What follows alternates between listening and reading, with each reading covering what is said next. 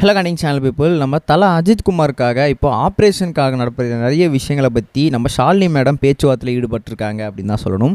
என்ன நடந்துச்சு அப்படின்னு பார்த்தீங்கன்னா, ஃபர்ஸ்ட் ஆஃப் ஆல் வந்து மார்ச் மந்த் வந்து அவருக்கு காதுகள் பக்கத்தில் இருக்க மூளைக்கு போகிற நரம்புகளில் ஒரு சில பாதிப்புகள் இருக்கிறதுனால அவருக்கு ஒரு சில பிரச்சனைகள் இருக்குது. ஸோ அதனால் வந்து அதை ஆப்ரேட் பண்ணி க்ளீன் பண்ண போகிறோம் அப்படின்ற மாதிரியும் சொல்லியிருந்தாங்க. ஸோ அதுக்காக எல்லா வேலைகளுமே ஈடுபட்டு, ஆனால் வந்து தல அஜித் குமார் வந்து கிட்டத்தட்ட வந்து வெறும் 2 நாளில் வந்து ரிக்கவர் ஆகி வீடுக்கு வந்துட்டார். என்னப்பா இது ஆப்ரேஷன் சொன்னீங்க, அட்லீஸ்ட் ஒரு வாரம் கூட இல்லையே, என்ன ஆச்சு அப்படின்னு கேட்கும்போது இப்போ தான் சொல்கிறாங்க, அது ஜஸ்ட் ஒரு சிம்பிள் ஆப்ரேஷன், ரொம்ப சீக்கிரமாக, அதுவும் ரொம்ப பாதியில் நிறுத்தப்பட்ட ஒரு ஆப்ரேஷன் அப்படின்னு சொல்லி. ஏன் அப்படின்னா அவர் வந்து கொஞ்சம் பர்சனல் வேலையாக ஷெடியூலில் மாட்டிக்கிட்டாரு. அது மட்டும் இல்லாமல் ஒரு சில படத்தையும் கம்மிட்டாக இருக்கிறதுனால அந்த ஆப்ரேஷனை முக்கால்வாசி மட்டுமே முடிக்க வேணாம், பாதி முடிச்சுட்டு நீங்கள் வந்து அமுச்சு விட்ருங்க அப்படின்னு சொல்லியிருக்கிறாராம். அப்போதைக்கு வந்து ஃபஸ்ட் எய்டுக்காக ஒரு சின்ன சின்ன ஆப்ரேஷன்ஸை பண்ணி அமுச்சிட்ருக்காங்க. பட் இருந்தாலும் கூட இப்போது அவர் படத்தெல்லாம் முடிச்சதுக்கப்புறம் அந்த ஆப்ரேஷன் கம்ப்ளீட் பண்ணணும்னு நினச்சிருக்காங்களா.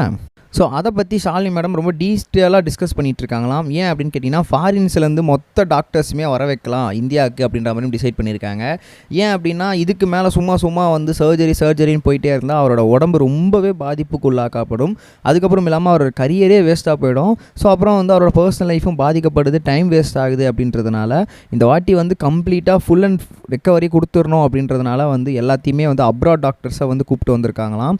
இப்போ வந்து விடாமுயற்சிக்கான படத்தோட ஷூட்டிங் எல்லாமே முடிஞ்சிருச்சு அப்படின்றதால குட் பேட் அக்லி ஷூட்டிங்குமே வந்து ஃபஸ்ட் ஹாஃப் முடிச்சிருச்சு, செகண்ட் ஹாஃப் மட்டும் தான் எடுத்துக்கிட்டு இருக்காங்க அப்படின்னு சொல்லியிருக்காங்க.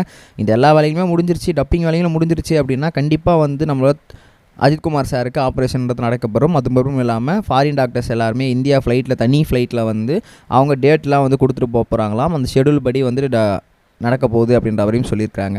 ஷாலினி மேடம் ரொம்பவே இந்த வாட்டி க்யூரியஸாக இருக்காங்க. ஏன்னா வந்து போன வாட்டிலாம் வந்து ரொம்பவே கேர்லெஸ்ஸாக விட்டதுனால ஆப்ரேஷனை பாதியிலே பண்ணுறது, இப்படி பண்ணுறது, அப்படி பண்ண நடந்துச்சு. ஆனால் இந்த வாட்டி அது எதையுமே நான் பண்ண விட மாட்டேன், ரொம்பவே கேர்லெஸ்ஸாக இருக்கக்கூடாது அப்படின்னு சொல்லி அவங்க ரொம்பவே கான்ஃபிடென்ட்டாக இருக்காங்க.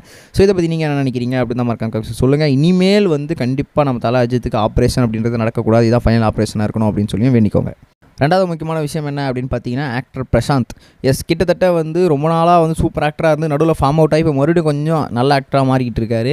ஸோ அப்படி இருக்கும்போது என்ன நடந்துச்சு அப்படின்னு பார்த்தீங்கன்னா, ரீசெண்டாக ஒரு படத்துக்காக வந்து அவர் நடிச்சிருந்தாலும் அதோட ப்ரொமோஷன் வேலைகள்லாம் வரும்போது அவர் வந்து ஒரு RX100 பைக்கை ஹெல்மெட் இல்லாமல் ஓட்டிகிட்டு வந்துட்டு இருக்காரு.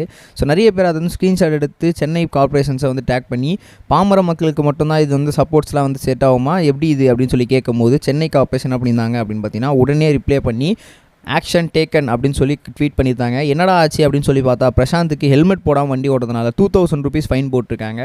ஸோ இந்த விஷயங்கள் சோஷியல் மீடியாவில் செம ட்ரெண்டாக போயிட்டுருக்கு. எப்பா நீதி வென்றது அப்படின்னு சொல்லி. இதை பற்றி நீங்கள் நினைக்கிறீங்க கமெண்ட்ஸ் சொல்லுங்கள். நம்ம நெக்ஸ்ட் சொல்லுங்கள் கைஸ், பை. இது வரைக்கும் கனெக்டிங் டிவிக்கு சப்ஸ்கிரைப் பண்ணனா மறக்காமல் சப்ஸ்கிரைப் பண்ணிக்கங்க. உடனடி அப்டேட்ஸ் பெறுவதற்கு நோட்டிஃபிகேஷன் பெல்லையும் கிளிக் பண்ணிக்கங்க.